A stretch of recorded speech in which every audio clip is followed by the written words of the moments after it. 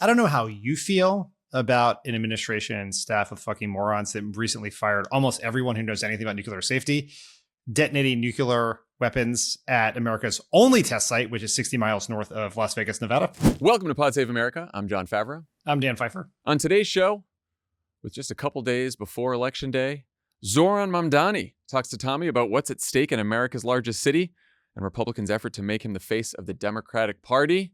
I don't know if you've heard of him, Dan. He's a promising young candidate in the local race. He's that guy running against Cuomo? Yes, that's right. Cool. We've also got lots of news to cover before we get to that. Donald Trump attempting to make deals in Asia as he unleashes even more armed agents into America's cities. Possible movement or not on ending the shutdown. More Democratic infighting over a report. And the great Bill de Blasio imposter caper has finally been solved. Let's start with the president once again celebrating himself for partially containing a fire that he started. Trump ended this week's Asia trip by meeting with Chinese President Xi Jinping for the first time since 2019 with the hope of resolving the trade war that's achieved nothing but economic pain for people in both countries. You may remember this all began with Trump unilaterally imposing record high tariffs on just about everything we buy from China, which led China to retaliate, which has led to a very stupid cycle of escalation and de-escalation based on whatever makes Trump mad that day. The problem for Trump is that China isn't some small country he can bully, and as part of Xi's retaliation, China stopped buying American soybeans, which hurt hardworking soybean farmers like Scott Bessent. China also said they would limit the sale of rare earth minerals, which the U.S. and the world really need for almost all technology, from phones to cars to planes to military weapons. Good news, after the Trump-Xi meeting, China agreed to start buying Scott soybeans and selling rare earth minerals in exchange for Trump lowering the tariffs and, in a real head-scratcher, giving the Chinese government access to some of NVIDIA's AI chips, which could help them better compete for AI dominance with America. Trump was extremely proud of himself for all this. Here he is on Air Force One on the way home from Asia. Overall, I guess on the scale of from 0 to 10, with 10 being the best, I would say the meeting was a 12. Okay, I think it was a 12. Dan, what number would you give the meeting on a scale of 1 to 10 to 12? I would give him a 3.7. 3.7? Yeah. I think, yes. So I read a bunch of analyses of this deal, and there were two common threads through them. The first one was, this looks exactly like all the other trade negotiations that Trump has had with China, where he comes to an agreement, the agreement falls apart, and we get right back to where we were. Yeah. But the second, I think, more alarming thread was that Trump just basically got taken to the cleaners here, right? He starts the trade war. She puts in place punitive actions, like the refusing to buy soybeans from Scott Bessent and restricting access to rare earths. And China then agrees to take off the punitive actions that Trump's initial actions sparked. And then Trump gives them concessions for that. So it's like, and also, by the way, some of the concessions are lifting tariffs that were hurting Americans. So yes. It's like, we'll stop hurting ourselves as a concession. But we'll give you also access to AI chips for what is possibly the most important technological race of history, right? We're going to give that to China. Right. And like, this was in the New York Times story, but like, she clearly understands that the best way to negotiate with Trump is to make Trump think he's won. So he can go out and convince himself that it was a 12 on a scale of 10, even though he got played. It was total amateur hour. And when Trump has the entire massive leverage of the U.S. economy and U.S. military behind him, he can win a negotiation. But when he has to be on somewhere near equal footing with another world power, he's totally outclassed.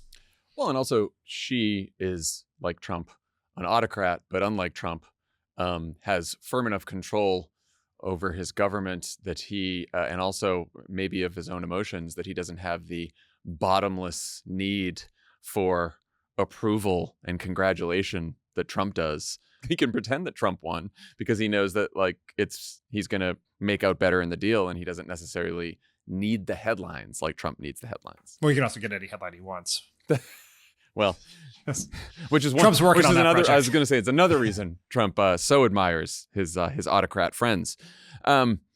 I guess Trump didn't think his summit with his fellow autocratic leader of America's top economic and military rival would be exciting enough. So he surprised all of us with a little nuclear saber rattling that he announced on where else but Truth Social on, I don't know, it was Wednesday night here. The Post said that he, quote, has instructed the Department of War to start testing our nuclear weapons on an equal basis. Isn't that lovely? Some context here.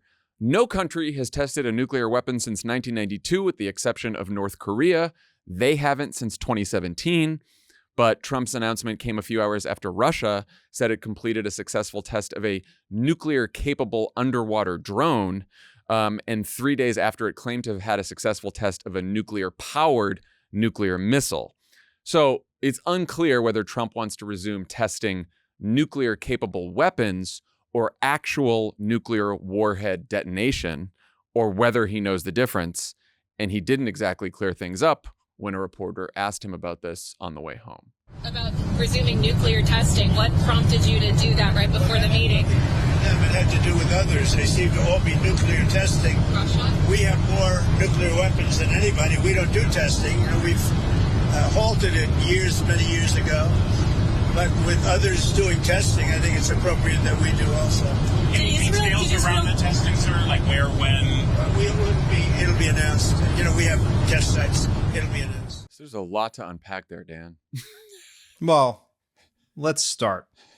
I don't know how you feel about an administration and staff of fucking morons that recently fired almost everyone who knows anything about nuclear safety, detonating nuclear weapons at America's only test site, which is 60 miles north of Las Vegas, Nevada. Yeah, a little too close for comfort. Yeah, especially people who love Vegas like we do.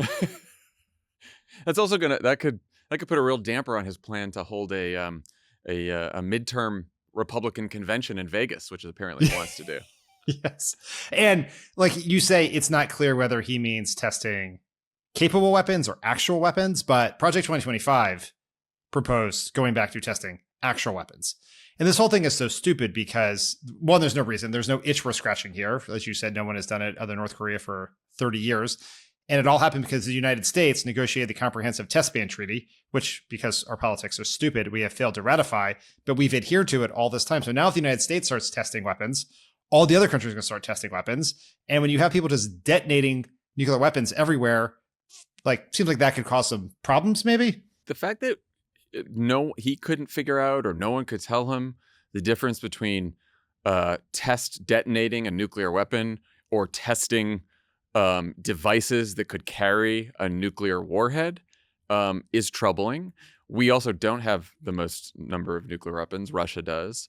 And like you said, and the other thing wrong was that we only have one test site here.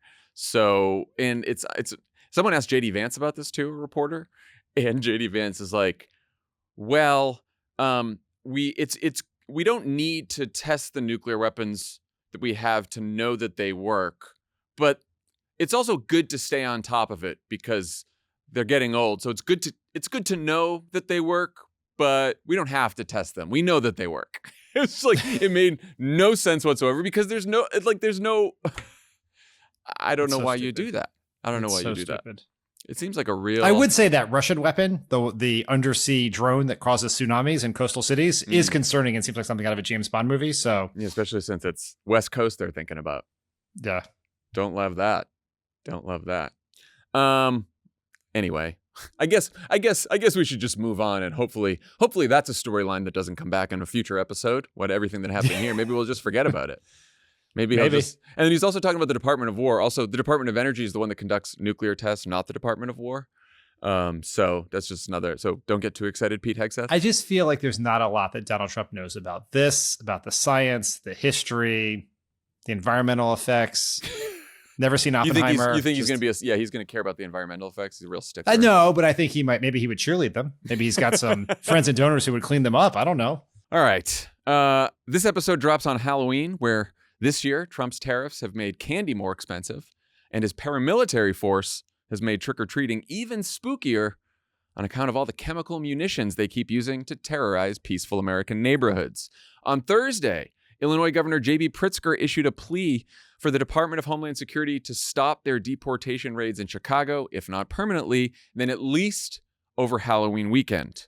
This is relevant because last week, there was a kids' costume parade in the Old Irving Park neighborhood in Chicago that had to be canceled because immigration officers were using tear gas nearby.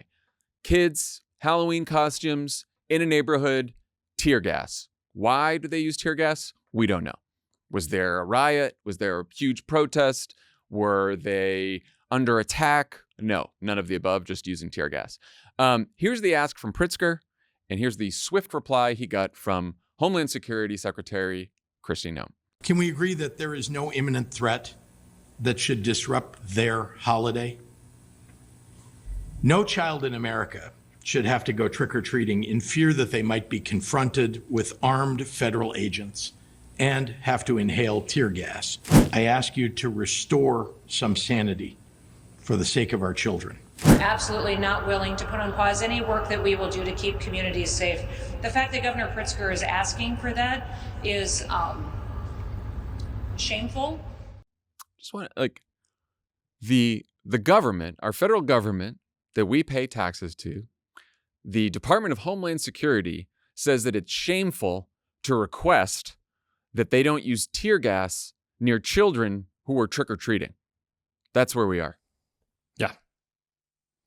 Yeah. It is the Kristi Noem response is just so telling about how they think of the world, right? Like, you should have empathy and compassion for any human, regardless of status.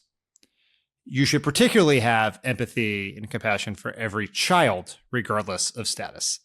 But this is not even about disrupting the trick-or-treating or Halloween of undocumented people, because ICE is terrorizing entire communities. They're using tear gas on entire communities. They are harassing people and arresting people who have legal status or are American citizens. And so this idea that it is so important for this fake war we've made up for the American heritage that we have to harass people on Halloween is just, it's like they're living on a different planet, but it's a planet where they do not give a shit about people, right? Who are not them, their supporters, in line with what they believe. She, at that same press conference, a reporter asked her about all the growing number of American citizens that they are detaining, arresting. And this is a quote from Kristi Noem. "There's no American citizens who've been arrested or detained. We focus on those that are here illegally, and anything that you would hear or report that would be different than that is simply not true and false reporting." I get that these people lie a lot and they don't care about lying.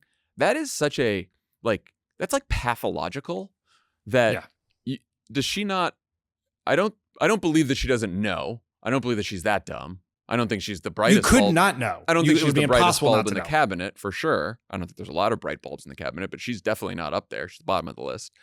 But she definitely knows. The videos are everywhere.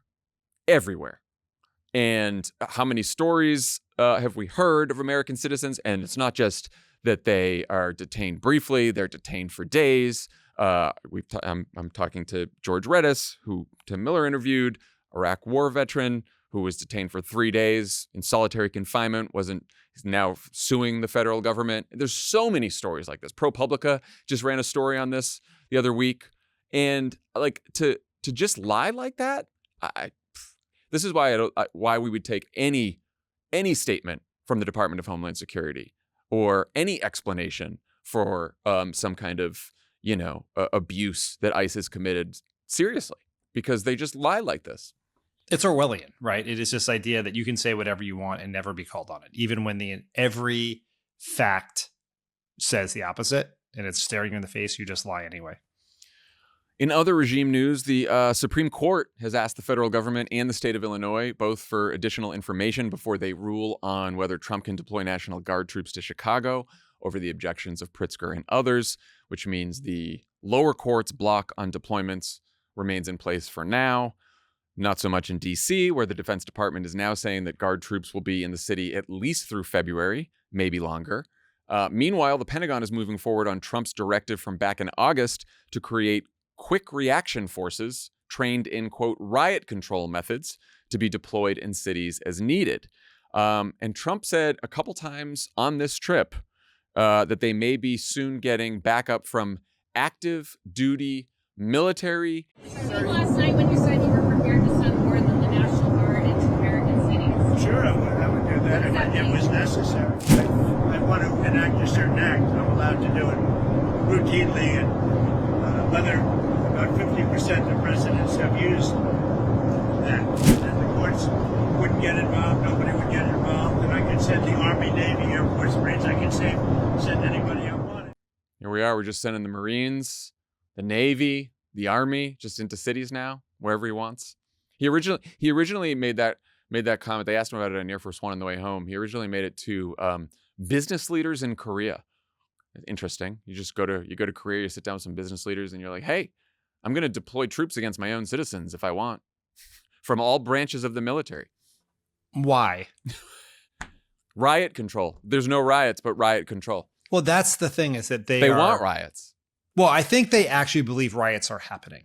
Like they truly do believe, like we are now governed by people who believe they're fighting a war, not with a foreign country, not with a terrorist organization, not even with, quote unquote, narco terrorists like Trinidad Aragua or anything like this. They think they are fighting a war with an enemy within, right? That includes anyone and everyone who disagrees with the regime, who has a different view of how this country should look, who wants to dissent in any way, peacefully in any way possible, right? And they have like this sort of and this has been rhetoric on the right for a long time. They've used this sort of apocalyptic rhetoric about a cultural clash in America, a fight for American heritage. These enemies are destroying us from within. And that's been like part and parcel of Fox News for a long time. But now we're governed by a bunch of people who did not read, who do not know, who aren't in on the joke. They believe it. And now the president of the United States is just like, he wants the ability to send in the Navy SEALs to Chicago. To what end, right? There's nothing happening. Are there people in these cities just is there too much crime in some of these cities? Absolutely. Is there some sort of uprising that would require the Insurrection Act? Absolutely fucking not. Yeah, I do think it's true that they believe that some of them believe that riots are happening because they see, they buy their own bullshit and they see videos of like a few protesters here yelling and all that. And so they think it's a riot. But I do think that part of this is they want the unruly protests. They want the violence, right? Like they were not happy with No Kings, both because it was huge and because it was overwhelmingly peaceful and that there were barely any arrests out of it across the country. So riot control is currently being handled by masked federal agents who haven't even been waiting for an actual riot before assaulting and arresting whoever they'd like, including American citizens. In Chicago, the scene is so bad that newly empowered Border Patrol Chief Greg Bovino was ordered by a federal judge to make daily appearances in court to give assurances that he and his officers aren't violating the restrictions that the judge had put in place on the kinds of force they can use. The Court of Appeals blocked that demand for now, but Bovino, who has been patrolling the city in full battle gear, is still a defendant in a federal lawsuit alleging excessive force. He can be seen in at least one video personally throwing tear gas at protesters, even though that's not allowed. One of the other tactics he and his fellow goons are using, targeting the political opposition. On Wednesday, congressional candidate Kat Abu-Ghazala, longtime content creator at Media Matters, who we all know well, been on Terminally Online quite a few times. Kat said she'd been charged with federal crimes for protesting outside the ICE facility in Broadview. Lovett spoke with her on Thursday, and everyone should check out that conversation on YouTube.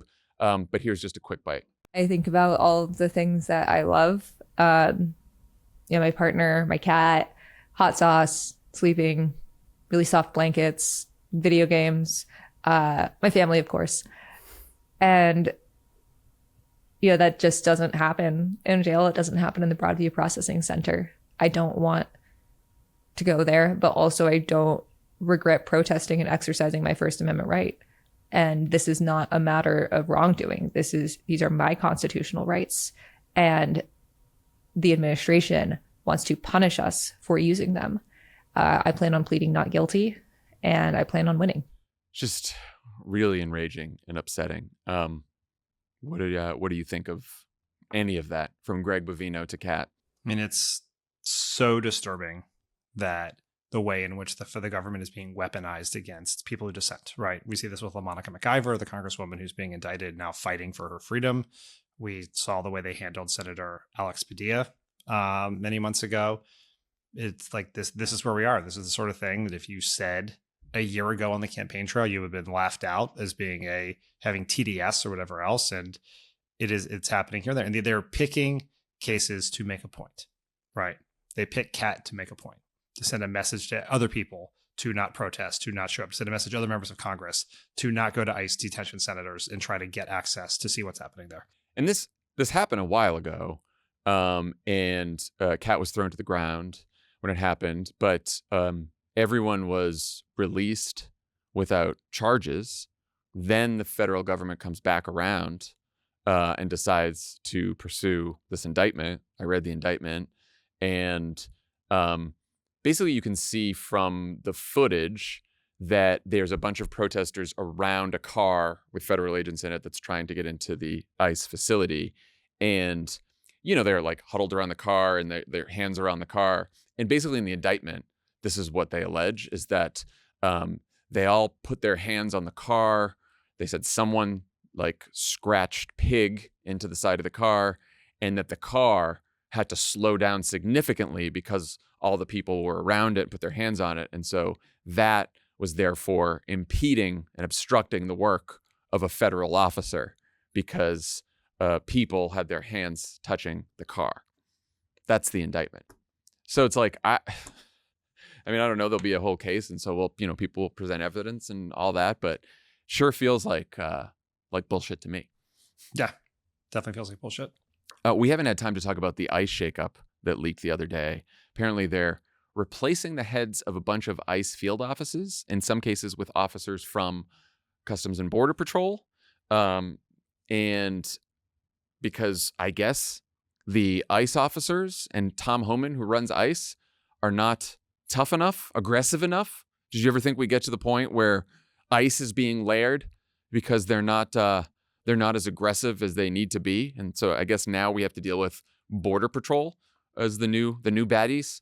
Yeah, Trump and Stephen Miller have put in place impossible to reach goals of numbers of deportations. And so the original ICE people weren't good enough, and they couldn't meet those goals, so they put in new ICE people.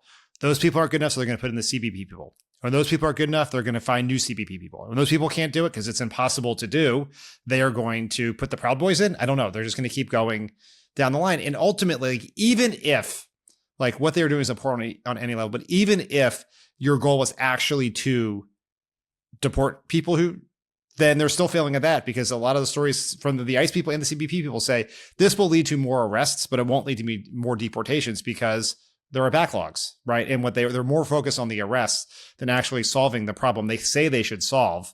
And so it's just another way. It's stupid, really. It's like, it's more incompetence to try to solve a immoral, cruel, and impossible to reach goal. Yeah, they're running into some numbers issues. Like, they want to hit 1 million deportations, but then Miller's goal was 3,000 arrests per day, right? And so you could imagine this is probably partly why they're arresting a lot of American citizens, legal residents, because they get to count it as an arrest, even if it doesn't end up as a deportation. Then the people who are awaiting their immigration hearings that they want to deport, this is why Alex Wagner spoke to an immigration judge who was fired on Runaway Country. You should go listen to Alex's new podcast. But they're starting to fire all these immigration judges because they want to replace them with immigration judges who are just going to say, yes, sure, deport, so they can clear out the backlog.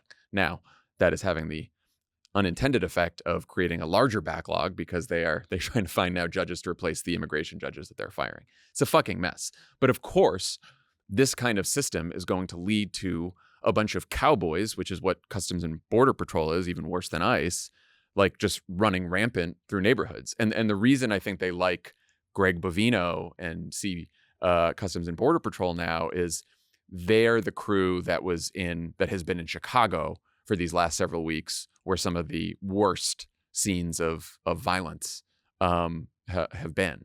And so the idea that CBP is just now going to be now going to be in charge of a lot of these cities is fucking terrifying. And Greg Bovino seems like a wacko. I mean, this guy is like, he's the head of this region, but he's like just dressed in fatigues and throwing tear gas canisters himself, like just marching into battle. Like, what the fuck is he doing? Yeah. A lot of main character syndrome going on with these people. Oh my God. Here's what passes for good news these days. After we talked on the Tuesday pod about Trump saying he would, quote, love to serve a third term, Mike Johnson said that he talked to Trump and conveyed that while he sure wished Trump could run again, there probably wasn't time to amend the Constitution before 2028.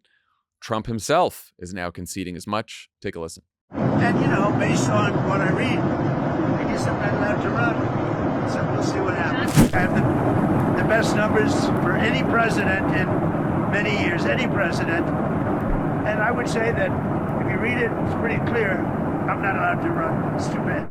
What do you think? Fire sale on Trump 2028 merch? I would say that if I was concocting a plot to engage in a coup that overran the 22nd Amendment, the first thing I do is say that I was not engaged in a coup to overrun the 22nd Amendment and stay in power. Oh, interesting. Oh, so you think it's not settled here. Well, it's just like it's hard to connect the dots here because at no point was the Steve Bannon, Donald Trump plan to solve this problem was to amend the Constitution. See, what's funny is I was thinking maybe that was the plan. Maybe they think that somehow they were going to get, because they need 3/4 of state legislatures, and they have like 50-something%. They're not quite at 75% yet, but I don't know. Maybe they thought they were going to flip a bunch of state legislatures. No, Steve Bannon is a lunatic, but he's not dumb. And if he has a secret plan, it's not amend the Constitution. Well, so I guess we get JD Vance. Is that? It's really, there's no. Should we all just, I guess. No, that's the wrong attitude, John. It's a question of who are we going to beat? Are we going to beat Donald Trump in 2020 or are we beat JD Vance? Trump? No, that's what I meant. Get JD Vance to run against. Get him. I did not get him. We're not going to receive him. We're going to get him. Like we get him as the nominee is what I was trying to say. And then we get him. Okay. Electorally. Careful. Electorally. You're about to get a knock on the door. Electorally. like maybe you remember the Get Mitch fund? That's right. Like that. That's good. We got Mitch. Yeah. We did not die trying. Though there's still plenty of time. We still might. Yeah, we still might. We got him. We didn't keep him. That was the problem with Mitch. I think we should start calling him lame duck President Donald Trump. He's now conceded to himself. He's a lame duck, and once we pretty soon it's not going to really matter. Donald Trump admits lame duck status. Fuck, that would have been a good box. Look at God damn it. Yeah. Where were you, Elijah? Hey everyone. Tommy and I recently joined our friend and MSNBC anchor Nicole Wallace on her podcast to discuss how we stay focused on what's at stake in this tough political climate and how the Democratic Party might someday possibly be able to win again. Each week on The Best People with Nicole Wallace, Nicole speaks with guests who inspire her and can offer lessons on how to keep reaching for truth, decency, and connection in this moment. New episodes drop on Mondays and are available wherever you get your podcasts. Pod Save America is brought to you by ZBiotics Pre-Alcohol. Got to tell you about this game-changing product that we all use before a night out with drinks. You know it. You love it by now. It's called Pre-Alcohol. Pre-Alcohol. ZBiotics Pre-Alcohol Probiotic Drink is the world's first genetically engineered probiotic. It was invented by PhD scientists to tackle rough mornings after drinking. Here's how it works. When you drink, alcohol gets converted into a toxic byproduct in the gut.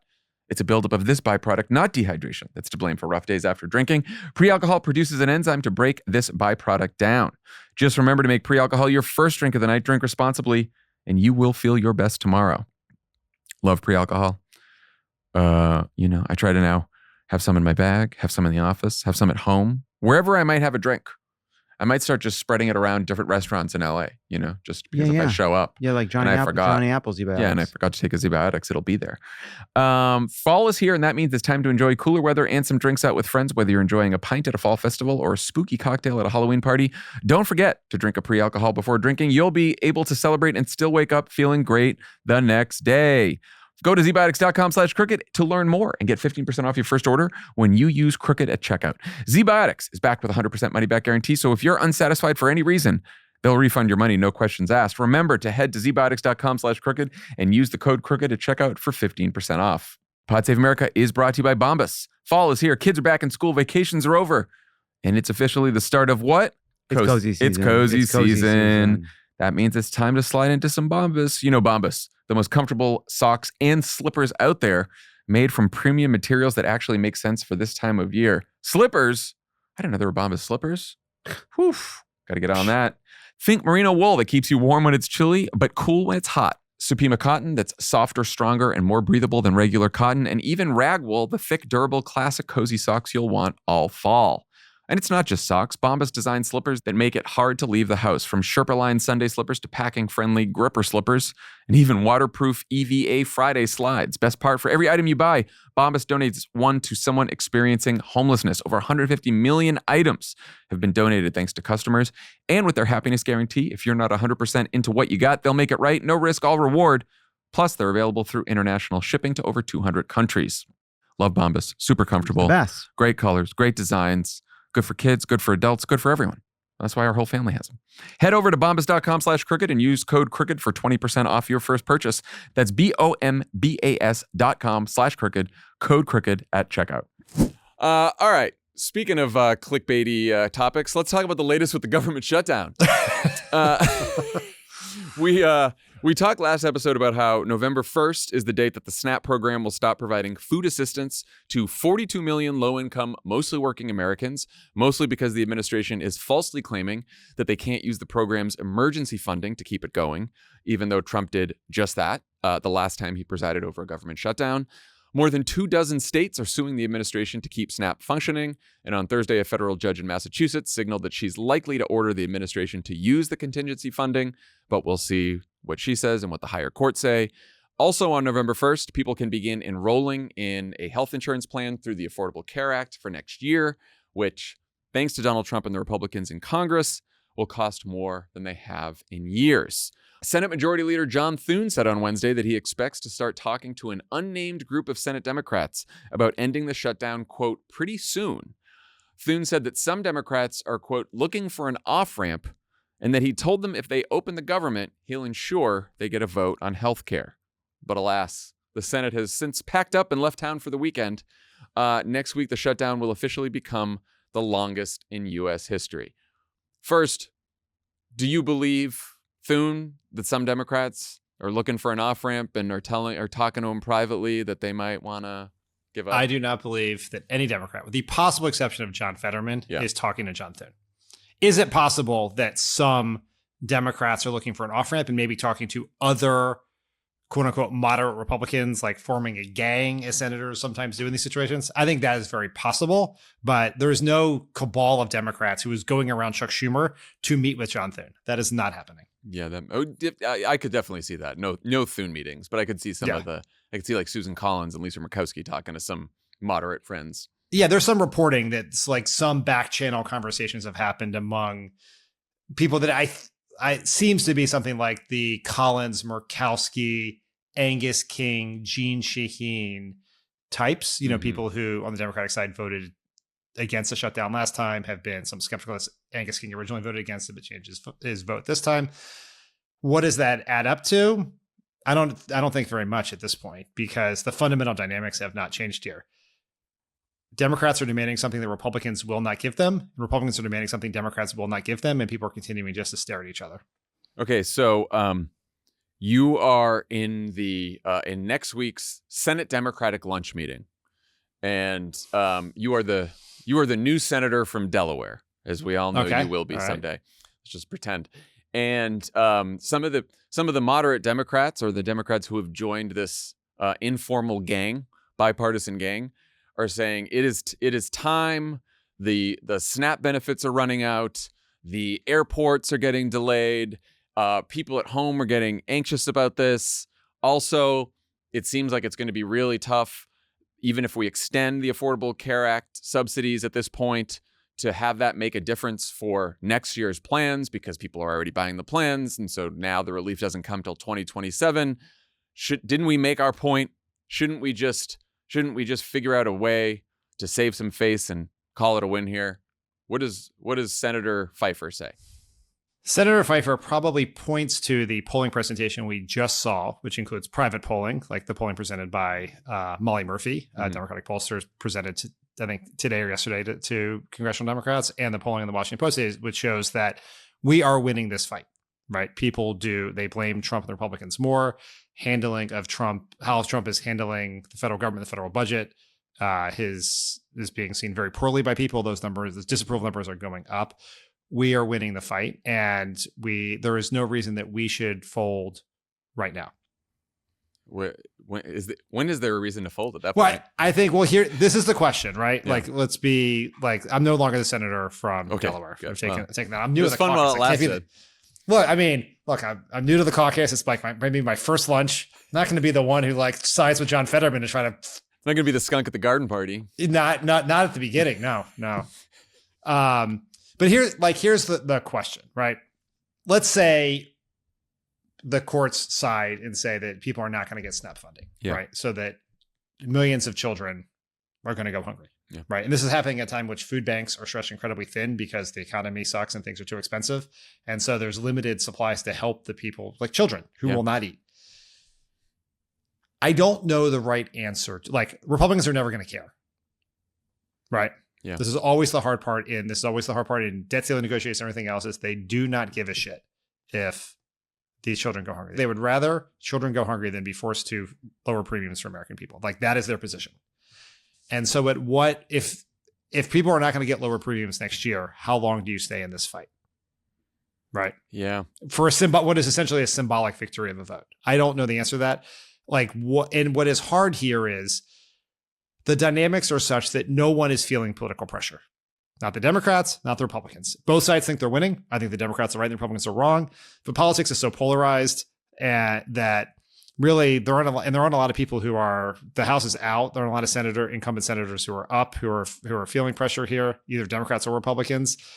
It's just and politics is so fucked up now that the shutdown is the most normal thing happening. So it's not the dominant story, right? Like in every other shutdown, what brings it to an end is it is the number one story in the country. Business leaders, the press, everyone puts pressure on the side, which has always to this point been Republicans, and says, give in because you are fucking everything up. That moment is never coming in this media environment. We could just be like this for a very long time. And all of a sudden, so in a couple of weeks, we start hearing these stories of people who, are trying to stretch the money left on their EBT cards from last month to pay for food for a month. Are Republicans going to react to that? Probably not. So I legitimately do not know what the end game here is, particularly if you cannot actually get people lower premiums for this upcoming year. Yeah, this was,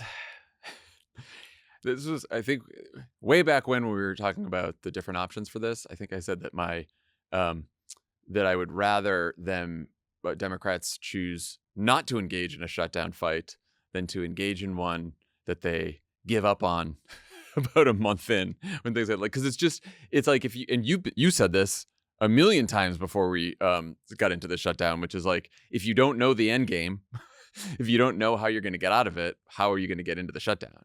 Well, they had an end game. They have not achieved it. Right.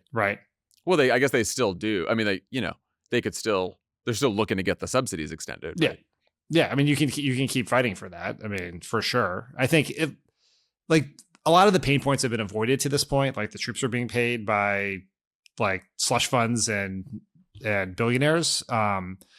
WIC, SNAP and WIC funding stopping that's a real pain point. Ironically enough, I guess there were ground stops all day at Reagan Airport in DC because the senators are trying to go home because there was air traffic controller shortage.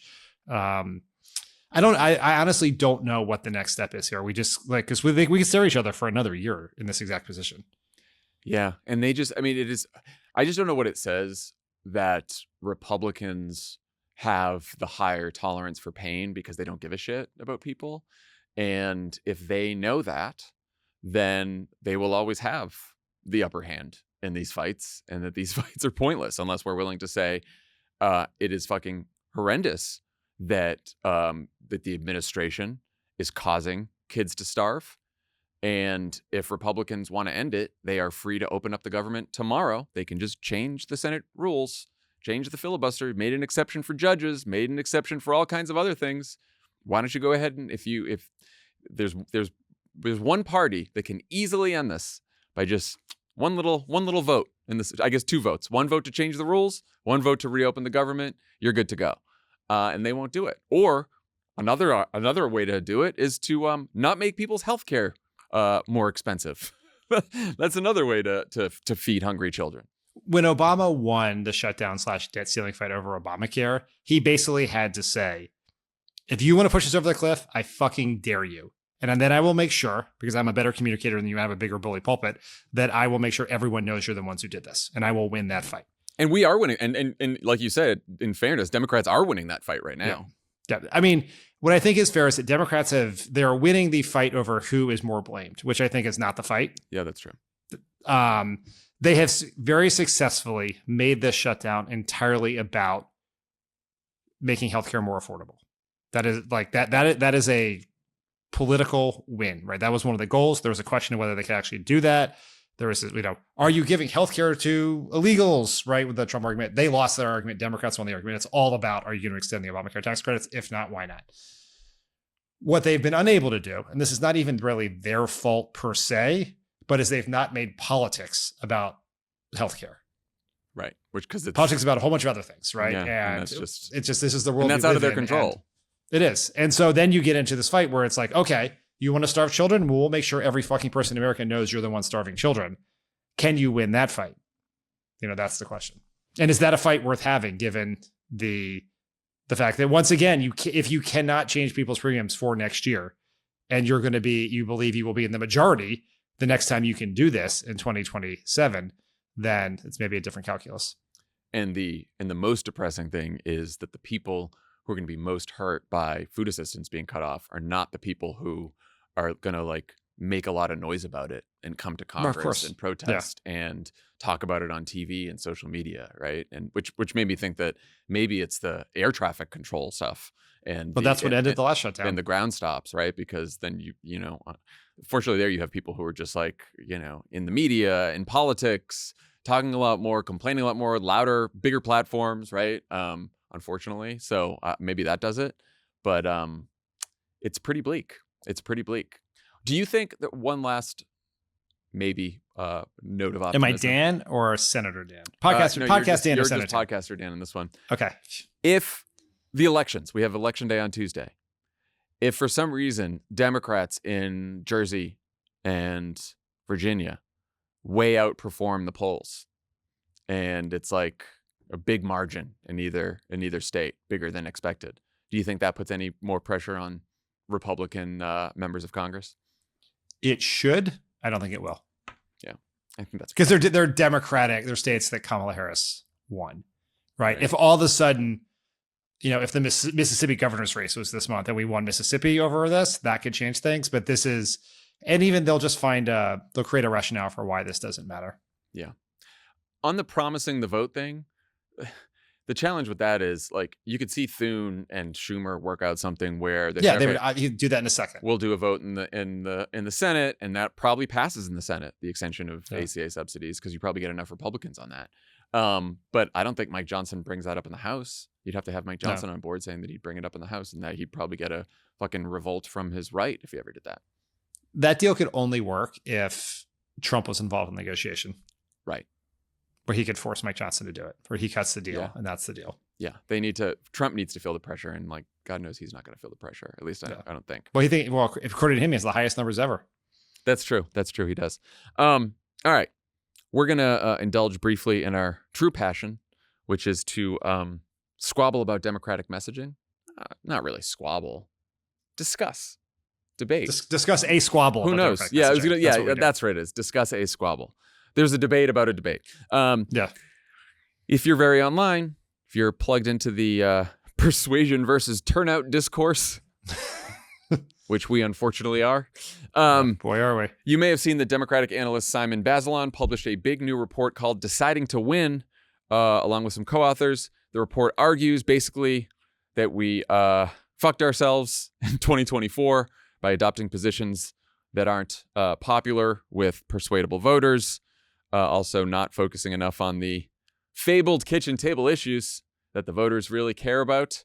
Both of us talked to Simon about, I hadn't known Simon before this, but he reached out and you talked to him. I talked to him. Yeah, I did not know him before We're both in the acknowledgements as people who read a draft of the report.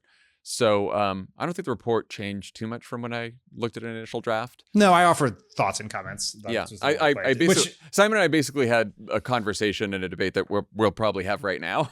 So just to let you in on the on what it was like. But why don't you walk people through sort of the basic findings, and particularly those findings that you thought were different or new or surprising in any way?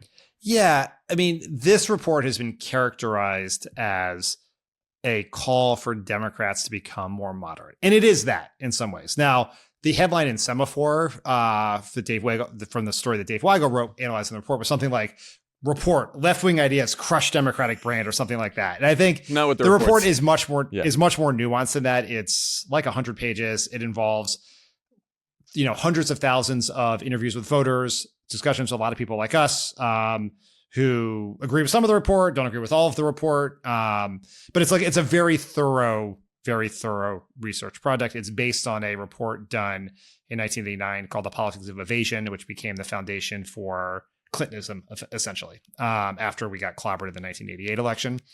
I think the basic argument of the report is as follows.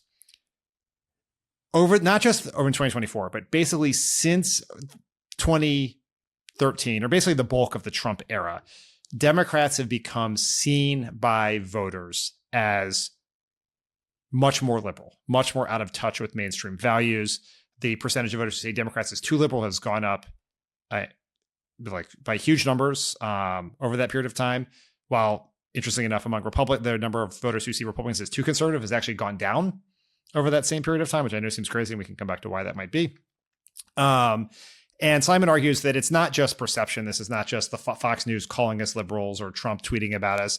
If you actually look at how Democrats talk and you look at the platform, you look at the words Democrats use, you'll see we've become much more focused in our rhetoric on identity and cultural issues over that period of time. And then Simon looks at what voters want politicians to prioritize, which is economic issues and border security, essentially. Then he looks at what in public safety, that could be crime, immigration, et cetera. Then looks at what voters think Democrats are prioritizing, and it's all the other things, right? They think we prioritize climate change, democracy, guns, identity issues, those sorts of things, and that we're essentially not focused on the things they want us to focus on. And therefore, and there's a lot of sort of specific recommendations in this report, but that the argument here is that Democrats have to change what we're focused on, become much more focused on economic issues in the minds of voters. We have to be willing to run against or break from the positions that voters think we have on issues like immigration, crime, some identity issues that are unpopular, and basically rebuild the Democratic brand since the ground up. Now, Simon would say to you, and the report makes very clear, he is not arguing for sort of corporate centrism. He's not saying for centrism at all. We're just trying to find the mushy middle between the two.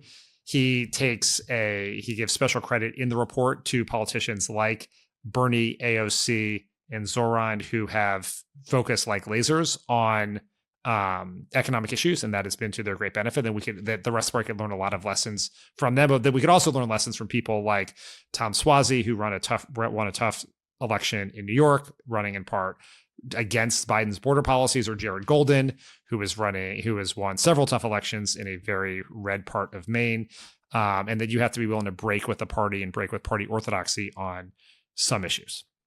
Fair summary? Fair summary. I'm trying to think of anything else that I guess my impression of it was nothing, and this is not a criticism, but nothing in it really surprised me, which I think that's okay, because I think it confirmed a lot of other really good research that we have talked about many times on the show. I think it is in line with some of the exit polling. It's in line with what Cattle has found. It's in line with what Pew found in terms of the electorate and how the electorate has changed over time. One thing you see is that the groups, and basically the time horizon of this paper or this report is between 2012 and 2024. And you see over that time that the groups of voters that Democrats have suffered the biggest losses with between 2012 and 2024 are Black conservatives, Black moderates, Hispanic conservatives, Hispanic moderates, and non-college white moderates. You don't have non-college white conservatives in here because we've already lost them. And, like the biggest loss comes from Black conservatives, right?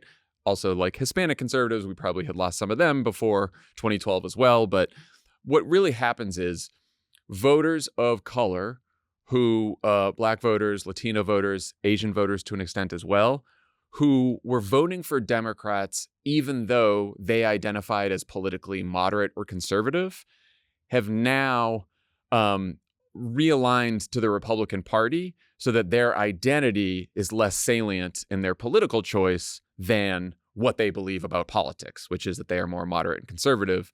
And people don't see that the Democratic Party is as welcoming to moderate and conservative voters. And unfortunately for all of us, the vast majority of voters are either moderate or conservative. Yeah. And the voters and non-college educated. And non-college educated. And the percentage of voters in the country who identify themselves as liberal is the lowest of all three categories: conservative, moderate, and liberal. On top of that, they also find what I think the New York Times and others have found as well, Catalyst, all of them, that the voters who stayed home in 2024 were not more progressive in any way or liberal in any way than the voters who showed up. And in fact, they looked more like moderate or conservative voters. They look more like Trump voters. Most of these analysis say that if everyone had voted, Trump would have won by a lot more. Right. There are some people who disagree with that. I'd say the bulk of the analyses to date suggest that. Yes. And so that's tough news. I think the better news is, what I found interesting was sort of the list of policies, because when you say like, be more moderate on this and don't be more moderate on that, it's like, we talk about it in terms of like broad categories. First of all, the broadest category is just like, you're moderate, you're conservative, you're liberal. Like, what does that mean? Then you go issue by issue. But even when you go issue by issue, within those issues, there are different policies that are more popular or not. So I actually found the list of like most popular Democratic policies, least popular Democratic policies, most popular Republican policies, least popular Republican policies. I found that more illuminating than a lot of the other information which I had just seen in other reports. Yeah, I think, this is challenging for me because one of my big shticks is that like left-right is not the right access to understand politics. And I think we were all hung up on that. That's the point I made to Simon when I talked to him about this. And obviously his entire report was basically around that concept. And so I sort of struggle. Like I find the things that I just went through about the state of the party and how people view the party to be incredibly useful and important. And whether you think we should be more moderate, more liberal, or stay where we are, but do it differently, you have to reckon with the reality of how people see us. And like, this isn't a value judgment on the term liberal. It's that people see we're out of touch. Right. Like there's an interesting chart in there which goes through the percentage of people who said that the Democratic nominee was too liberal. So from Barack Obama ran in 2012, it was like 43% said he was too liberal and like 54% said he was too conservative or just right. For Hillary Clinton, the majority said she was too liberal. For Joe Biden, and this is really notable, only 39% of voters said he was too liberal, right? Because he really had that sort of moderate sort of demeanor, and he's an old white man and all of that. And then for Kamala Harris, it was once again a majority said that. And so 50-50 for Kamala. It's like, it is like that. I think that's correlation, not causation. But and also there's another chart in there that looks at who say the party is out of touch. The huge rise in the number of Democrat voters who think Democratic Party is out of touch, and the number of Republican people who think the Republican Party is out of touch has come down 5% since 2012. Right. And so you have to reckon with the fact that people do not relate to our party. They do not. The brand is in tatters. Right. And so how do you fix that? And it's not, to me, as simple as become more moderate. Right. Because like, he's not actually arguing, as far as I can tell, that we have to develop quote unquote moderate economic policies. Right. That's not really what he's arguing. No, those some liberal policies or progressive policies are unpopular and some are very popular. And I think the difference there is important, not just because, the policies that you sign up for are automatically what voters decide the election on, but I do think that like some of the values behind those policies are an indicator of like messaging and values that we might want to think about. Yeah. So like raising the minimum wage, very popular, right? One of the most popular policies. Also like anything about not cutting Medicare and Social Security, adding prescription drug coverage to Medicare, dental, vision, like making healthcare better, more accessible, more affordable for sure. Medicare for all, not popular, right? Even though all those other healthcare things were. And so it is interesting, like what becomes popular and what doesn't, even within these buckets, you know? Yeah. I think the thing that people have to reckon with here is this is sort of another version of popularism, this idea that we should talk about popular things and not talk about unpopular things. Almost every Democrat is for raising the minimum wage. It's not like we had a bunch of anti-minimum wage Democrats out there who are getting hammered at the polls for not being sufficiently pro-minimum wage. The problem is they can't get any attention for the fact that they're pro-minimum wage. Right. And so because they need a fight, and they need a fight for that. Yeah. And this is the real challenge is Democrats do not have the media throw weight to make politics be about what we want it to be about. And so we're constantly fighting on the issues that Republicans want it to be about, but also happen to be the issues that drive conversation and virality in this media age, which is issues of identity, right? And we've seen that has been true basically, really, if you go back to like 2012 when it started to change. Remember when the most popular content on the internet was BuzzFeed lists of like 10 ways you went to UVA in the 90s, or how you're from outside of Boston, like because it speaks to your identity. And so now when you have algorithms that are serving content that is based that they think you're going to engage with, they're using the metadata about your identity to show that to you. And so making politics about some of these other issues and getting attention for them is quite challenging, right? And so it's easy to say, talk more about the economy. The real question is, how do you get people to hear what you're saying about the economy more? And that is like what everyone has to reckon with. I think there's that. And then I think the other big issue is, how do you engage on the issues where Democrats are not as popular as Republicans or not as trusted as Republicans, and in a way that is still in line with what people want. So my hobby horse is immigration. And, I think everyone should be talking about the armed agents in the streets. And, no policy was tested about whether or not we want armed masked agents in the streets disappearing people. But when you look through and even, you mentioned some of these are cultural identity issues, but when you look at the most unpopular Democratic policies that they tested, like trans issues, they were not in that top, like the ones that were most unpopular had to do with public safety and immigration. Those are if I would say even more than cultural identity stuff, like that is, looking at this report, like that is where Democrats have the biggest weakness. Abolish the police, most unpopular policy ever. Which anywhere, no Democrat supports. But, it was a thing in 2020 and everyone probably thought a lot of Democrats supported it, right? Even though no one does now. Abolish prisons, same thing. Provide free healthcare to undocumented immigrants, number 3, which again, no Democrat supports, but this is what they keep trying to do. They did in 2020. Yeah. Lower the voting age to 16. Sorry, love it. I know. I like that idea too. That's the 4th most unpopular policy. Cut police budgets by 10%, which I think a lot of Democrats would say. Some of the more progressive Democrats back in 2020 probably were for something like that. Increase refugee admissions, very unpopular. And subsidize electric vehicle purchases. A lot of this stuff that is subsidies, right? Student loan forgiveness, free college for everybody, subsidize electric vehicle stuff.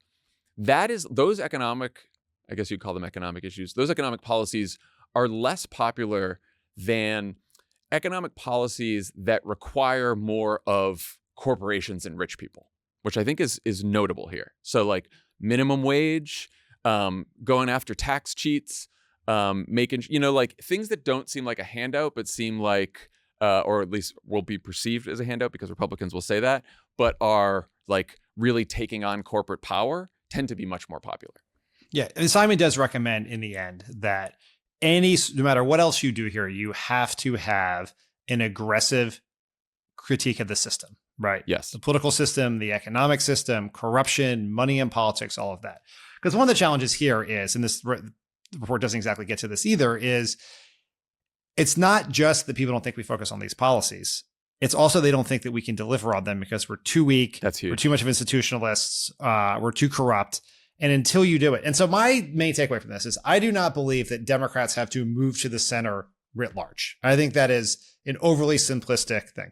I think we do have to do some things we have to come to terms with the fact that we don't just get that the median voter is to the right of the median Democratic politician. And we have to recognize that we have to appeal to those people. We have to persuade those people that we share their values, even if we disagree on some issues. And that the Democratic, and this is where this is going to get mildly controversial. I think the Democratic Party brand as it currently stands cannot be fixed. I just tell me what the world is where Democratic Party establishment figures go on a whistle stop tour and they remind everyone of what we're doing, right? Or that a bunch of billionaires get together and they run ads during the Super Bowl, right? To tell you that what Democrats, it's got FDR, Truman, Barack Obama, right? This is the future of the party. No, the way we're going to fix this is actually the way we fixed it the last time the party brand was with the nominee, which is a nominee who runs against the party brand and therefore is seen as a different Democrat by this. And so if you're running for president, you have to run against the party as it currently stands. And because frankly, the establishment is not up to the task. It has failed. This report is an indictment of the Democratic Party over the last 10 years, even as we won elections, a lot of elections, including a presidential election, and the party brand is in tatters, in particular over the last 4 years. And so you basically have to burn the thing down to rebuild it in a new image.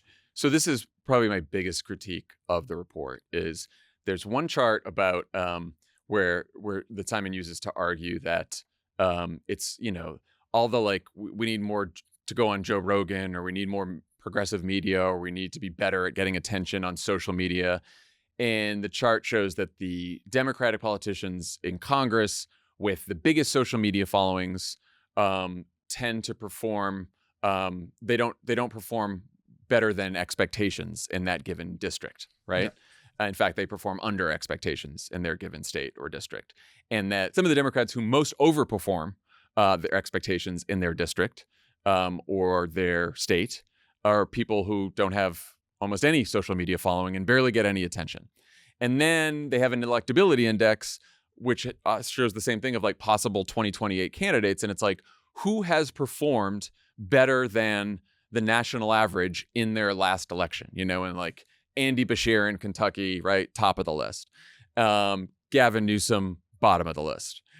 Because he won California by a lot, but not as much as the national. He didn't overperform his own state by more, right? So if you win a Republican state, you're always going to win that, right? It'd be mathematically impossible for Gavin Newsom to win California by enough to have Andy Beshear-like numbers.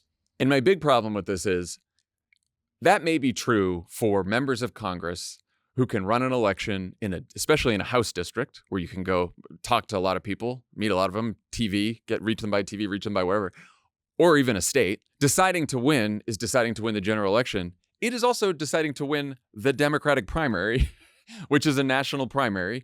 And in order to get the Democratic nomination, Andy Beshear, who way overperformed in Kentucky, is going to have to get a lot of attention.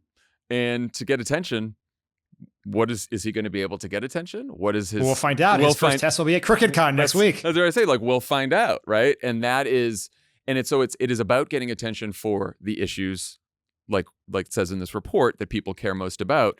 But there's also just a lot of intangible factors here about the person's charisma, their ability to excite people, inspire people. You do, and people say, oh well, we just got to win.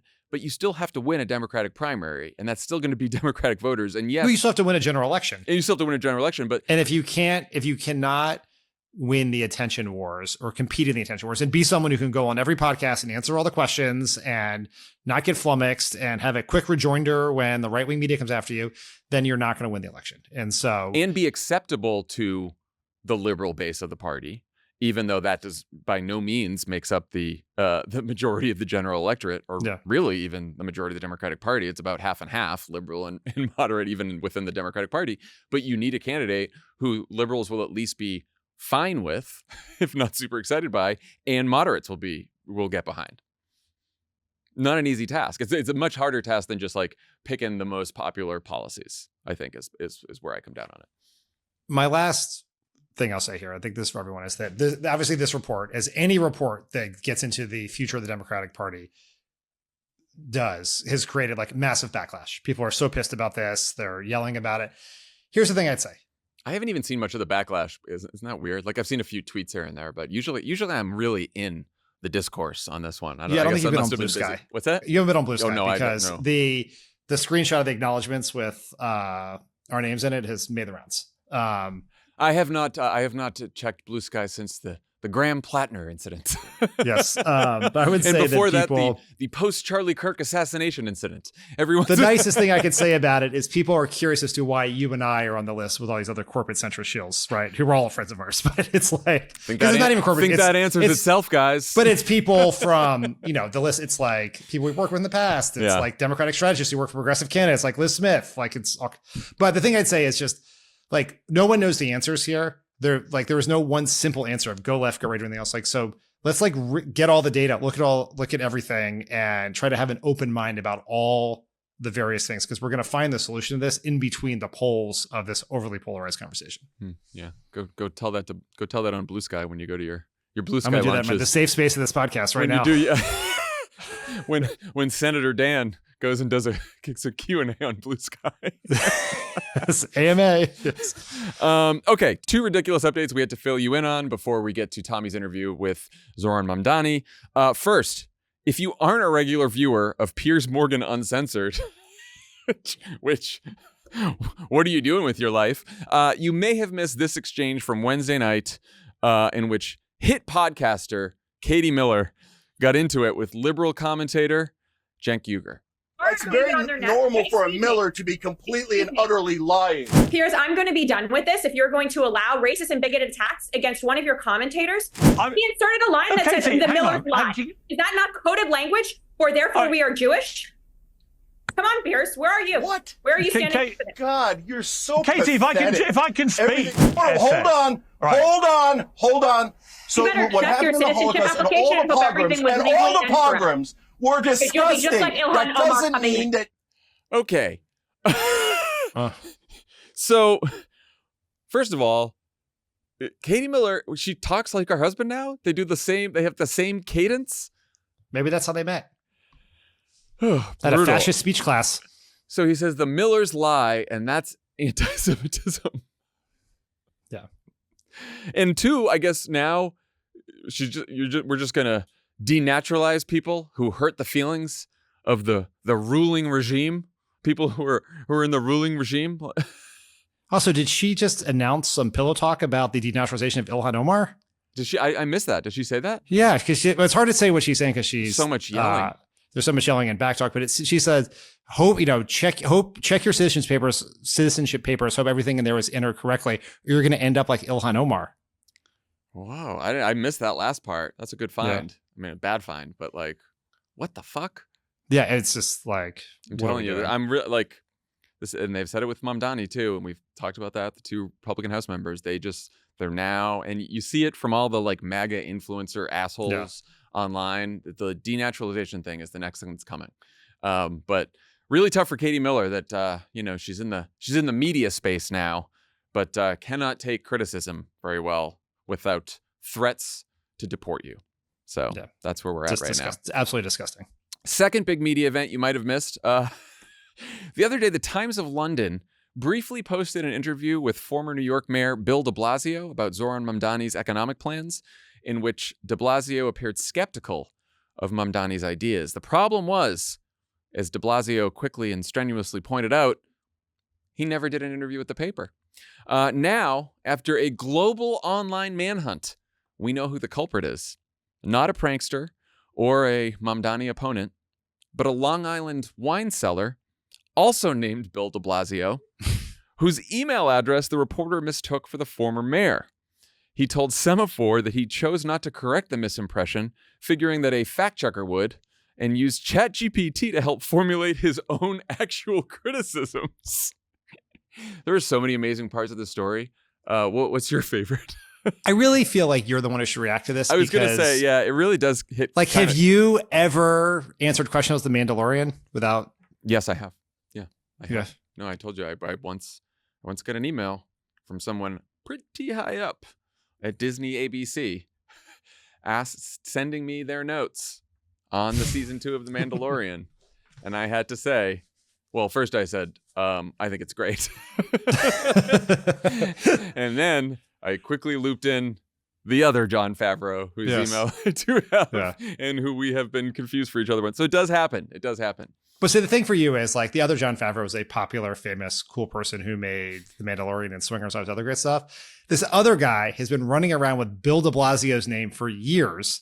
And he has a total grudge because when they actually met at a Mets game, Bill de Blasio, the mayor, made a joke, and he basically said, well, how's it feel to have my name? I think it's something like, you're fucking killing me with it or something. He did. And then he said to Semaphore, who spells D with a lowercase d, because that's the difference. It's the wine cellar, Bill de Blasio, is capital D-E-B-L-A-S-I-O,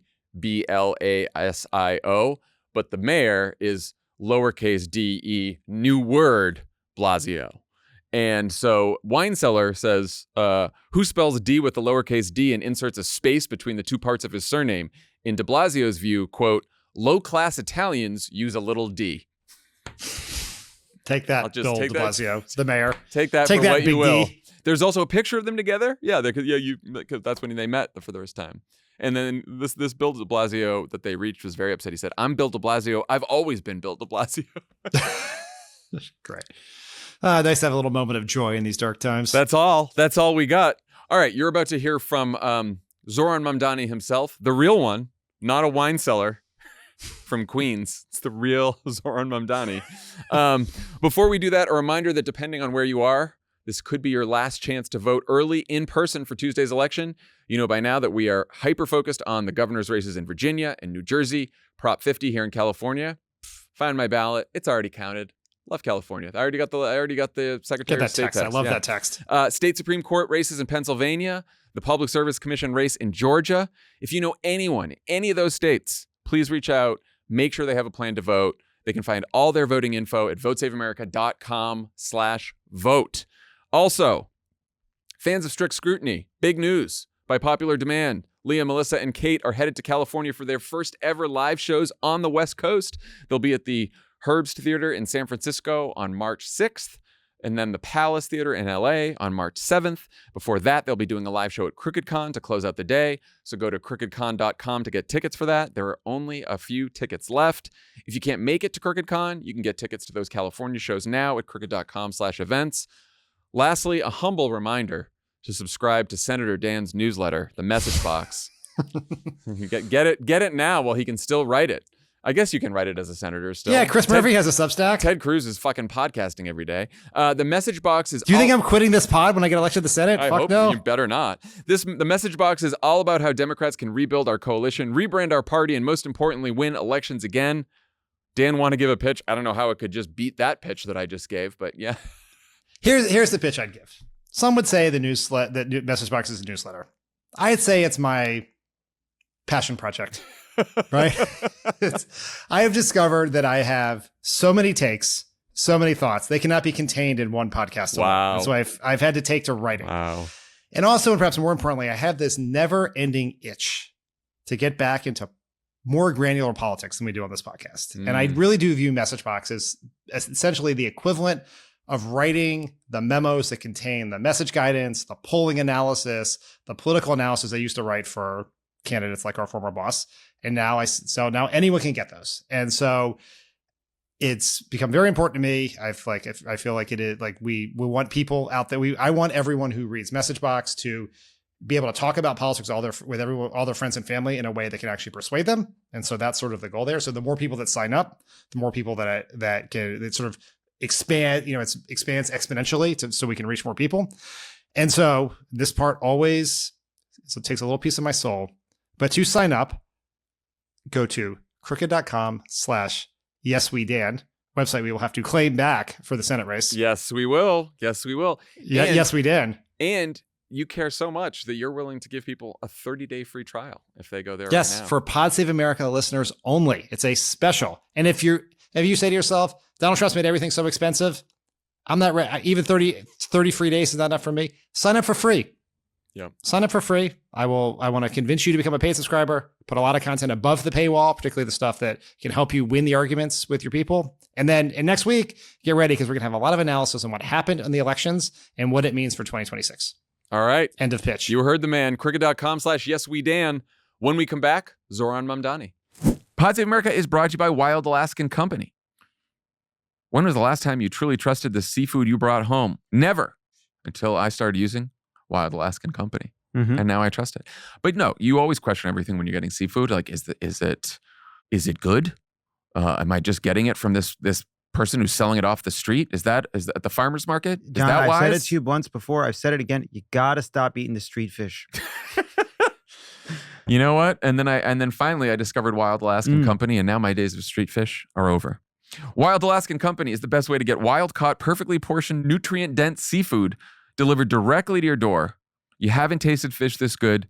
It's great. I have the salmon all the time. You want to eat more fish, but sometimes it feels like a little bit annoying, honestly, to like remember that you want to eat more fish, especially once you got home. But you have Wild Alaskan salmon, you pop it in the fridge the night before, and then you have great fish that night to make when you get home.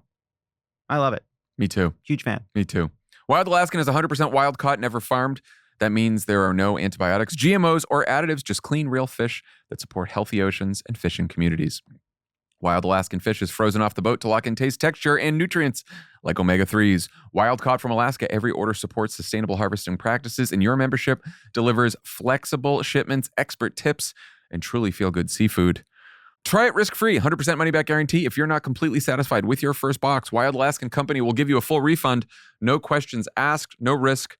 Just high-quality seafood. Not all fish are the same. Get seafood you can trust. Go to wildalaskan.com/crooked for $35 off your first box of premium wild-caught seafood. That's wildalaskan.com/crooked for $35 off your first order. Thanks to Wild Alaskan Company for sponsoring this episode.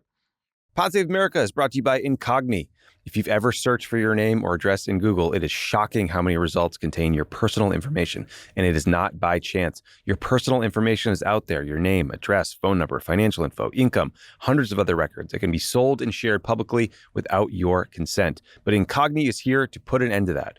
Incogni automatically and continually monitors your data privacy without you ever having to lift a finger. All you need to do is grant Incogni permission to make requests on your behalf, and it will contact shady websites requesting the removal of all your personal information. Their professionals will handle any objections and keep checking back to ensure your information stays off these sites. Incogni has also launched a new feature called Custom Data Removals, available in their unlimited plan. It allows you to send in any link from any site that exposes your data, and then Incogni's privacy professionals will go after it. This is especially useful for removing records from places like legal databases or people search engines that don't play nice with traditional opt-outs. Right now, you can get 60% off their annual plans by heading to incogni.com/PSA and use the code PSA at checkout. It's also completely risk-free. Incogni offers a 30-day money-back guarantee if you're not satisfied with them removing your personal information off the internet. Live free from dangerous spam by using Incogni. That's incogni.com/PSA for 60% off their annual plans. My guest today is running to be the next mayor of New York City. Zohran Mamdani, thank you so much for doing the show. Thank you so much for having me. It's a pleasure to be back. So Election Day is less than a week away. How are you feeling? What's keeping you guys up at night at this point besides, I guess, everything? You know, my mom called me this morning. She was like, which poll am I supposed to trust? And I was like, none of them. No, none. just canvas.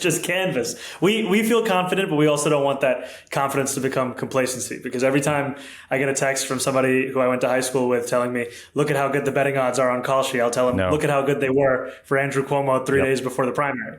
It's an election that you have to win. It's not just going to be given to you. That's right. And if people want to knock some doors, zohran4nyc.com/GOTV. Is that right? That is exactly right. And I would recommend you come out, you knock whatever neighborhood is closest to you. It might even be your own. And if you're not in New York City or you can't make a canvassing shift, you can still phone bank, because the story of how we won the Democratic primary is as much the 1.6 million doors we knocked as it is the 2.1 million phone calls we made. Here's my pitch. October, November is a beautiful time in New York City to be outside knocking on doors. You will have conversations with voters that surprise the hell out of you, like they didn't know there was an election happening. They don't know the difference between the candidates. You will learn something about politics that you did not know. And also, you probably will do it with a group of people that are young and excited and inspired by a campaign and not like just talking about Donald Trump. So give it a shot. We should just have you doing the pitches. I'm in. I'm sold. Come on. The only downside I'll tell you is after my mom came back from a canvassing shift, she was like, the 25-year-old I was paired with walked too fast. I was like, okay, you can handle that. That's a good downside. So like bigger picture, President Trump has gone all in to defeat you. He got like Eric Adams to drop out. He's clearing the field. Some of his biggest donors are back in Cuomo. He's overtly threatening to punish the city if you win. What is it like having the full force of the Trump administration coming down on your campaign? And do you think those threats are intimidating voters or make them worry, like, I don't know, if I vote for this guy, is Trump going to send the National Guard into my city? You know, I think this campaign shows New York as a glimpse of what it would be like in governing, in that Donald Trump is sparing no effort at trying to stop our campaign, right? As you've said, pushed Eric Adams out of this race, has made very clear that Andrew Cuomo is his pick. And it's Donald Trump billionaires who put him back in the White House who have been the ones that are funding Andrew Cuomo's very narrow path back to City Hall. And yet, in spite of all of that, in spite of millions of dollars being spent every single day, we're still seeing an outpouring of support from New Yorkers across the 5 boroughs. And I think it is New Yorkers who refuse to believe that the two choices in politics are either what we are living through right now in the most expensive city in America, or that it could be worse. Politics has to also offer a vision of life that is better than this, and also has to offer the will to deliver on that vision. And that's what is so exciting is, yes, we will continue to have threats from Donald Trump, but we've also seen those threats existed while he had the most collaborative mayor in New York City history to the Donald Trump agenda. He had Eric Adams, who quite literally knew that his personal freedom was a reality in exchange for him assisting with the administration's immigration agenda. And in spite of that coordination, still the Trump administration took $80 million from New York City's bank accounts. Still, they suspended more than $50 million from New York City schools. Still, they look to suspend $18 billion in infrastructure funding. And so we know that the threats, we know that the attempts at intimidation will continue, but I'm confident in our administration and in our city's ability to rebuff them. Yeah, and we cannot let him dictate elections all over the world or here. I know in this final sprint, you guys are leaving no stone unturned. You're trying to persuade every last voter. In that spirit, have you considered reaching out to the fake Bill de Blasio who did an interview with the Times of London attacking you? I couldn't believe that. It was, I think he lives on Long Island, right? So I reached out. I reached out to the fake Bill de Blasio. I shit you not. It turns out that they emailed. Yes, please. Honestly. Bleep that. not a bad attempt. There are a lot of politicians who have pretty straightforward contact addresses. Yeah, that is true. Bill wrote me back. He said he would be happy to chat this morning. Bill? The Bill de Blasio featured in the Times of London. Yeah, Times of London Bill. He told me he'd be happy to chat. I sent him a list of questions and he didn't write back. So either he didn't like me or he's doing the most authentically de Blasio thing ever by being super late. So we'll find out. I read articles where people reached out to him and then he told them, meet me on the steps of City Hall. Let's fight. And then they showed up and then they emailed him, where were you? Oh my God. I don't think there's another guy with my name. But I did meet a grocery store owner named Zohran on Steinway the other day. Shout outs to you. Shout out that guy. I really wanted fake Bill to let me know whether you thought Curtis Sliwa was saying glazing too much. Like, is it funny? Is it try hard? What was your take? Well, that was the first time I'd heard it, and I thought it was quite funny on that stage. Yeah, it was a good moment. Okay, jokes aside, the Times of London is a Murdoch paper. The fact that this London-based newspaper was so desperate to write something shitty about you that they humiliated themselves by interviewing a fake Bill de Blasio, it suggests a level of interest in your campaign from Rupert Murdoch that strikes me as a bit ominous. Like, does that worry you at all? You guys feel ready for like 4 years of the New York tabloid treatment? We are. We're ready for it. We've been living through it through the course of this campaign. And it's also an opportunity to make the case to each and every New Yorker as opposed to write people off. And what I mean by that is, we had this rally at Forest Hills. We had more than 10,000 people there. One of the attendees, I was stepping out onto the stage and a member of our NYPD security detail pulled me aside. They were like, "Sir, I just want you to know in your line of sight, you will see someone with a MAGA hat. But we checked and they're here sincerely." And I walk out and there's a guy with a MAGA for Mamdani hat and a MAGA for Mamdani t-shirt. And I say this to you as an example of there will be many New Yorkers who read the Post as the way that they get their news. And I'm still looking to reach out to them as well. And it was actually the Post that has endorsed a piece of legislation that I introduced quite some time ago, though they probably won't recall. And that's what it means to have a desire to serve each and every New Yorker, not just the ones who already agree with you. Yeah, and you seem to actually believe it when you say it, unlike the President of the United States. So this question is a bit of a journey, but bear with me. So the closing message from a bunch of your opponents is like, in some part, overt bigotry and Islamophobia. There's Cuomo laughing when a radio host suggested you cheer at another 9/11. Adams and Curtis Lewis said some vile things I'm just not going to repeat. At the same time, I'm watching Donald Trump blow up boats off the coast of Venezuela and kind of marry up the war on drugs with the war on terror in just the worst way possible. And for me, it's just like the latest reminder that this country has not moved on from the post 9/11 fear-based war on terror policies and politics. And you recently gave this remarkable speech where you addressed the Islamophobic attacks on you. And you said, quote, "The bigger question is whether we are willing to say goodbye to anti-Muslim sentiment that has grown so endemic in our city that when we hear it, we know not whether the words were spoken by a Republican or a Democrat. We know only that it was spoken in the language of politics in this city." A great speech. Everyone should watch it. It's up on YouTube. It's only 10 minutes long. And my question is, where do you think your campaign fits in that process, in that journey, this decades long effort now to move past the post 9/11 politics of fear? I hope that this campaign represents to New Yorkers across the 5 boroughs the possibility of being their full selves in the city that they call home. Because I spoke in that speech about how for a long time many Muslims were made to feel as if that safety could only be found in the shadows. And 2 days after I gave that speech, I went to Abyssinian Church and Reverend Johnson gave a sermon in part in response to my speech, speaking about the allure of the shadows and the necessity of stepping out of those shadows. And he looked at me in the course of that speech and he told me that I was enough. And these are the words that I think many New Yorkers need to hear in understanding that there is no amount of shrinking themselves into a box that will ever be sufficient. And he quoted from the Bible and spoke about Esther. And when she said, "If I perish, I perish." If the cost of living up to the moment and what it is demanding of me is to lose myself, it is still worth doing so. And I continue to see in New Yorkers, many of them Muslim, but many of them also not, that this feeling of an ever narrowing definition of who gets to belong in this city is the antithesis of what makes so many so proud to be New Yorkers. And I think that there's this tendency to think in an era where we have a bully in the White House that the only way to take him on is to become the bully ourselves. It's similar to the articles that were written after the presidential election when we saw the rightward shift in New York, that in order to defeat the Republican Party, we may have to become the Republican Party. The truth is, in fact, we have to live up to what made so many people excited to be a part of the Democratic Party when we had an affirmative vision for the dignity of working class people.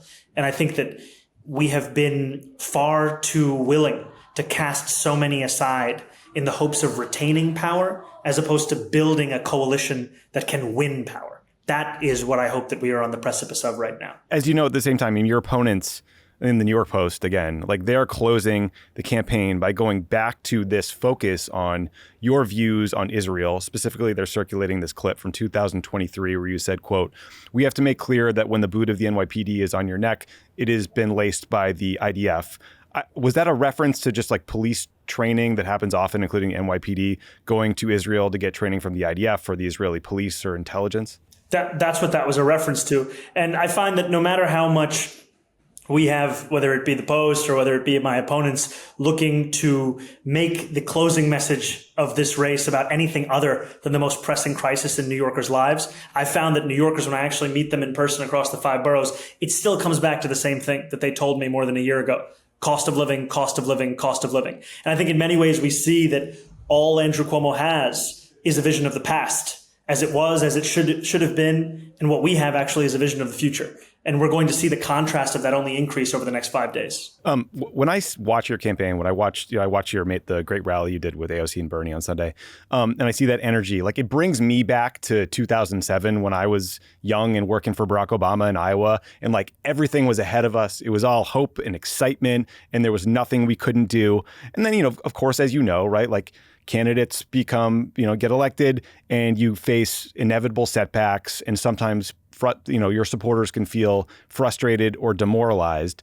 And I just wondered if you have thought about that or worried about, how much hope and excitement there is behind your campaign and how many young people are getting involved and feeling like your campaign is the avenue to get them back into politics and feel that excitement again, and how they can prepare themselves for how difficult it is to govern. I think that with hope comes an immense responsibility to deliver on the promise of it.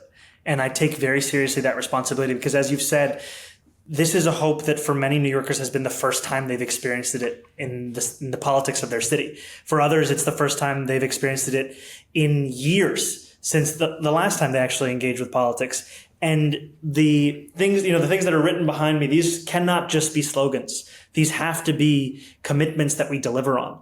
And it will be hard, it will be difficult, but I continue to believe that what we have seen in our politics in this city for far too long is an unwillingness to even try, an unwillingness to even dream of the life that people actually deserve. And I know that the coalition we've built has proved that impossible is nothing on many a different juncture over the course of this last year. I know that we can continue to do the same in actually governing this city, delivering on these promises, and showing New Yorkers that when they look for representation in their city hall, they will find it in the struggles that we focus on, because those will be the struggles that New Yorkers are experiencing each and every day. Final question. What is more annoying, people whining on message boards about Arsenal's playing style or Bill Ackman's tweets? Tough one. It's tough. It's tough. I'm gonna say it's got to be Arsenal, because at this point, Bill, I've come to expect the tweets. I kind of look forward to the tweets. It feels like you're trying to tweet as many as we would tax you, but you're spending even more than that. But when it comes to the Arsenal message boards, guys, we've been through the tough years. Come on. Is Arteta getting fired if Arsenal doesn't win the Premier League? Arteta in. I'm not even entertaining that hypothetical. Okay. I love this. This is what's wrong with the media. Every other question was fair, and then you went the wrong way. Zohran Mamdani, thank you so much for doing the show. Again, that's zohran4nyc.com/GOTV if you want to knock on some doors. Best of luck next week. Thanks so much, man. Appreciate you guys. That's our show for today. Thanks to Zohran Mamdani for coming on. I'll be back in your feed on Sunday with a great conversation I had with CNN's Abby Phillip about covering Trump, hosting one of the most contentious shows on television, and her fascinating new book about Jesse Jackson's presidential campaigns. Talk to you all then. Bye, everyone.